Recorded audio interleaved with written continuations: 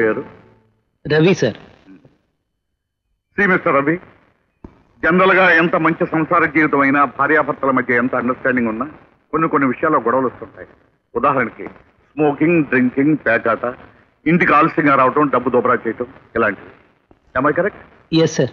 ఇలాంటి వాటిలో మీరు ఏ విషయాల్లో గొడవలు పడుతుండేవారు? మా మధ్య అలాంటి గొడవలు ఏమి లేవు సార్. అసలు లేకుండా లేవుగా? అది నాకు కొద్దిగా తాగే అలవాటు ఉండేది సార్. అది ఆవిడకి ఇష్టం ఉండేది కాదు. ఆ రోజు అంటే మీ భార్య చనిపోయిన రోజున మీరేమైనా గొడవ పడ్డారు? అవును సార్.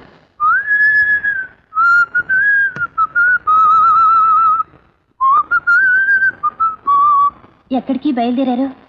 నీకు చెప్పాలా? మీరు తాగడానికి వెళ్తున్నారు కదా? అవును. అయితే డాక్టర్ గారు చెప్పింది మర్చిపోయారా? మీరు తాగడం మంచిది కదన్నారు. డాక్టర్లు అలాగే చెప్తుంటారు, నువ్వు తప్పుకో. వద్దండి, బయట తాగి మన పరువు బజార్లో పడేయద్దు. మీకంతగా కావాలంటే ఇంట్లో కూర్చొని తాగండి. ఇంట్లో తాగాలో బయట తాగాలో నాకు బాగా తెలుసు. నన్ను వెళ్ళి నా మాట వినండి. తప్పుకోమంటుంటే బయటికి వెళ్ళడానికి వ్యతిరేకించడంతో ఆ మీద మీరు చేసుకున్నారు. ఆ దెబ్బ తగలకూడని చోట తగిలి ఆమె చనిపోయింది, అవునా? నో సార్, ఎంత గొడవ పడినా నేను ఎప్పుడు ఆమె చేసుకోలేదు సార్. నేను నమ్మను. తర్వాత ఏం జరిగింది?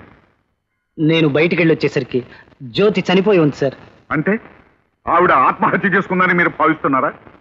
అవును సార్. ఆవిడ ఇంత క్రితం ఎప్పుడైనా ఆత్మహత్య చేసుకుంటానని బెదిరించడం గాని ఆత్మహత్య ప్రయత్నం గాని చేసిందా? ఒక్కసారి చేసింది సార్. ఎప్పుడు? ఎన్నాళ్ళకు? 5-6 నెలల క్రితం. ఒకరోజు నేను ఆఫీస్ నుంచి తిరిగి వచ్చేసరికి స్లీపింగ్ పిల్స్ మింగి ఆవిడ చాలా సీరియస్ కండిషన్లో ఉంది సార్. సమయానికి నేను రాబట్టి ఆవిడ హాస్పిటల్లో చేర్చాను. ఆవిడ ఆత్మహత్యకు పాల్పడడానికి గల కారణం తెలియదు సార్. Very good. స్వయానా మీ భార్య ఆత్మహత్యా ప్రయత్నం చేసుకోవడానికి గల కారణం మీకు తెలియదు. కనీసం ఏ రకంగానూ మీరు తెలుసుకోవడానికి ప్రయత్నించలేదు, అవునా? Mister Ravi, don't irritate me. Tell me the truth. చెప్తాను సార్. జ్యోతికి తల్లి అయ్యే అవకాశం లేదు. ఆ విషయంలో ఆమె ఎప్పుడు బాధపడుతూ ఉండేది. బెంగగా మూడిగా ఎప్పుడు కూర్చుంటూ ఉండేది. తన బాధ చూడలేక సైకియాట్రిస్ట్ మోహన్ దాస్ దగ్గరికి తీసుకువెళ్ళాను. ఆయన ఏం చెప్పారు? పిల్లలు కలగరన్న కారణంగా ఆమె మానసిక స్థితి సరిగ్గా లేదని, కొద్ది రోజుల వైద్యం చేస్తే తగ్గిపోతుందని చెప్పారు సార్. ఆమెకు పిల్లలు పుట్టరు అని ఎవరు చెప్పారు? ఆయనే సార్. అంటే డాక్టర్ మోహన్ దాస్? అవును సార్. Very good. ఒక సైకియాట్రిస్ట్ అంటే మనస్తత్వ శాస్త్రవేత్త పిల్లలు పుడతారో లేదో కూడా చెప్పగలరు. ఏదో కంగారులో ఆయన అనేశాను. నిజానికి ఆ విషయం చెప్పింది డాక్టర్ శ్యామల, గైనకాలజిస్ట్.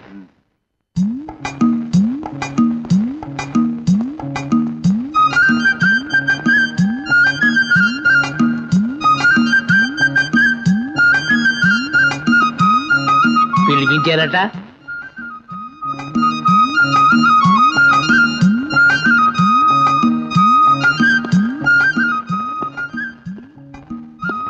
కళ్ళజోడు లేకుండా మాట్లాడలేరా? అబ్బా, మనకేం అభ్యంతరం. మిమ్మల్ని ఎక్కడో చూసినట్టుగా ఉంది. ఎక్కడే ఉందండి? ఏ ఎంపీ ఇంట్లోనో ఏ మినిస్టర్ ఇంట్లోనో చూసుంటారు. అంటే నేను ఎప్పుడు వాళ్ళతోటే కదండి తిరుగుతూ ఉంటాను. నా పేరు పాలిటిక్స్ పోతురాజు లేక పీపీ అంటారు. మీరు వినే ఉంటారు. వెళ్ళలేదు. వినుండకపోవచ్చు, మనకే అభ్యంతరం. మీరేం చేస్తుంటారు? ఏముందండి, అపాయింట్మెంట్లు, ట్రాన్స్ఫర్లు, అప్పుడప్పుడు సస్పెండ్లు, డిస్మిస్లు, వాళ్ళ అవసరాలను బట్టి ఆయా పనులు ఆయా విధంగా చేస్తూ ఉంటానండి, అంతే. అయితే మీరు బ్రోకర్ అన్నమాట. అయ్యా, తమరు ఏదో అనకూడని మాట అన్నట్టుంది. అనవలసిన మాట అన్నాను. అంతేనంటారా? అంతే. మనకే అభ్యంతరం. ప్రసాదరావు గారు మీకేమవుతారు? ఆయన నాకు స్వయానా బావగారండి. ఆ ఇంటి కష్ట సుఖాలు చూడవలసిన వాళ్ళు ప్రప్రథం నేనే. ఆ అమ్మాయి చనిపోయినప్పుడు మీరు ఎక్కడ ఉన్నారు? హైదరాబాద్ లో హోమ్ మినిస్టర్ గారి ఇంట్లో ప్యాకెట్ ఆడుతున్నానండి. ఆయన మీకు అంత కావాల్సిన స్నేహితుడా? బలివారండి. చిన్నప్పుడు ఆయన నేను దొంగతనంగా బిడీలు కాల్చేవారు అండి. అయితే ఆ అమ్మాయిది మీరు హత్యని భావిస్తున్నారా, ఆత్మహత్యని భావిస్తున్నారా? ఇంకా సంశయం ఏంటండి? ఆత్మహత్యే. ఇదిగో నా మాట వినండి, త్వరగా ఆ ఫైల్ మూసేయండి.